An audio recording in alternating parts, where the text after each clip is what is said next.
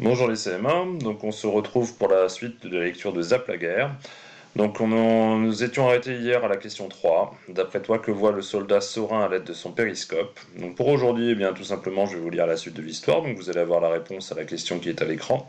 Et puis à la fin de ma lecture, eh bien vous aurez un questionnaire auquel il faudra répondre dans votre dossier pour voir si vous avez tout compris de ce que je vous ai lu aujourd'hui et hier. Bien sûr, vous pouvez reprendre les vidéos pour vous aider si vous avez besoin, comme si vous aviez le livre sous les yeux. Donc, que voit Saurin à l'aide de son périscope? Serrés les uns contre les autres, les soldats avaient maintenant le nez collé au carreau, le menton posé sur les briques luisantes qui encadraient la fenêtre de la petite maison. Les images se succédaient. Un centre-ville d'aujourd'hui rasé, des corps vidés de vie, des visages effarés dans des mains tremblantes. Monnier, qui voulait comprendre, interpella Saurin.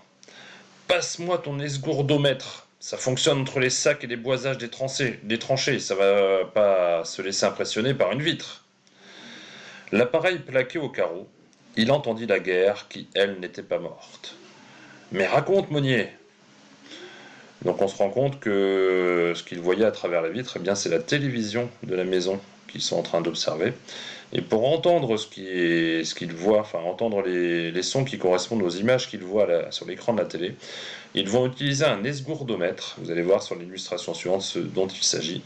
On avait vu ça dans la vidéo de C'est pas sorcier, quand on les voyait en train d'essayer d'écouter ce qui se passait dans les tunnels qu'ils creusaient les uns à côté des autres, entre les Allemands et les Français. Voici l'esgourdomètre, jaune brillant. Une voix dit qu'il y a 12 morts en Syrie. Monnier glissa et s'assit dos au mur à même la pluie. C'est ainsi qu'il avait été tué. Il boucha rageusement sa blessure coquelicot de toute sa main. Pas possible qu'on soit mort depuis si longtemps et qu'on n'ait pas avancé. Les conclusions de la mission de vérification allaient être douloureuses pour les 288 victimes. Leur terrible guerre n'avait pas suffi à décourager toutes les autres. Blourde avait repris l'observation. Ils disent quelque chose comme la Centrafrique. Et c'est pas de la joie, ne bougez plus, hein. À côté de la boîte noire, je vois un civil. Sur un fauteuil, une petite grenade plate à la main. Attention, il appuie dessus! Alors, comme on a pu voir hier, eh bien, les soldats ne connaissent pas tous les objets qui existent dans le monde actuel, et ils confondent la télécommande de la télévision avec une grenade, comme ils ont l'habitude de voir. Les trois hommes plongèrent au sol, puis se redressèrent lentement, baïonnettes sur le qui-vive. Ah bah ça! S'exclama Blourde. En pressant dessus, le grand-père a remplacé la vision par une autre. C'est maintenant la carte de la patrie avec des nuages qui se baladent. Ils vont vers l'Allemagne. C'est sûrement les gaz, avec les résultats. 16 Allemands gazés sur la Champagne, 18 Fritz à Reims, 23 à Marseille avec un soleil de victoire dessiné à côté. Et v'là, gamin qui s'en mêle, chuchota Sorin. Un enfant s'emparait en effet de la télécommande en faisant de grands gestes de désapprobation. D'autres images modernes, de guerre moderne apparurent instantanément, avec des civières, des sirènes, des chars blancs comme neige. Donc là, on découvre dans ce passage qu'il voit les différentes images de guerre qui se succèdent à l'écran.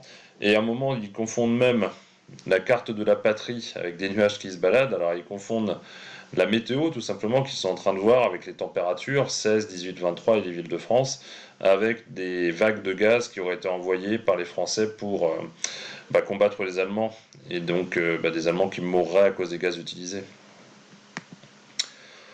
Monnier arracha les écouteurs des mains de Saurin et entendit le vieil homme réprimander l'enfant. Zappe la guerre à la fin, il y a bien mieux à voir, ou alors éteins-la. Le feu bleu ferma doucement ses yeux. L'obscurité se fit dans la pièce.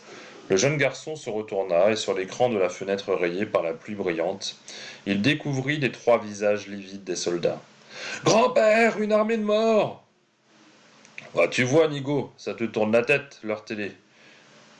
Il n'y avait plus personne contre le carreau. Donc c'est dans ce passage-là qu'on découvre pourquoi est-ce que cet album s'appelle Zap la guerre. C'est parce que le grand-père demande à son petit garçon d'arrêter de regarder des images de guerre et de zapper, c'est-à-dire de changer de chaîne de télévision, ou alors de l'éteindre. Et quand le petit garçon l'éteint, il aperçoit les trois soldats à travers la vitre, sauf que le grand-père ne le croit pas, il se dit que c'est parce qu'il a regardé des images de guerre à la télé, et bien qu'il pense avoir vu des soldats, surtout qu'ils disparaissent aussitôt. Dans une course désarticulée, les 3 soldats fuyaient. Les ordres étaient clairs, il ne fallait pas être vu, surtout par un enfant. Saurin poussa les 2 autres dans le dos. Repli sous le monument, nom d'un chien, faut disparaître. Monnier se soutenait le front en courant. Mais faut peut-être qu'il la sache notre horreur, le gamin, pour pas qu'elle dure encore, pour avancer, quoi. Tu perds la tête, Monnier, tu veux y rester? Toute la compagnie au monument. Le lieutenant Monty de Rezé entendit l'alerte et répercuta la consigne. De partout, les soldats convergèrent vers la place. Soudain, à l'angle de la rue Prévert, un faisceau de lumière coupa le chemin de Monnier, Saurin et Blourde, qui sautèrent aussitôt dans une tranchée ouverte pour des travaux en cours. Sa lampe de poche à la main, le garçon les avait facilement repérés. Il s'approcha prudemment du trou qui défigurait la chaussée, et en braquant sa torche sur le fond de la tranchée, il découvrit un soldat de 1914 qui se protégeait les yeux d'une main tremblante et se cramponnait à son vieux fusil de l'autre. Monnier. Les 2 autres avaient disparu. Tous les autres avaient définitivement disparu des rues de la ville. Monnier dégagea progressivement sa vue. Puis il se ressaisit, bouchant à nouveau sa blessure frontale, pour éviter d'effrayer l'enfant. Il osa. Rien de grave. Enfin si, approche. Faut que je t'explique, que je te raconte. Sans un mot, le garçon éteignit sa lampe et prit le risque de s'asseoir sur le rebord de la tranchée.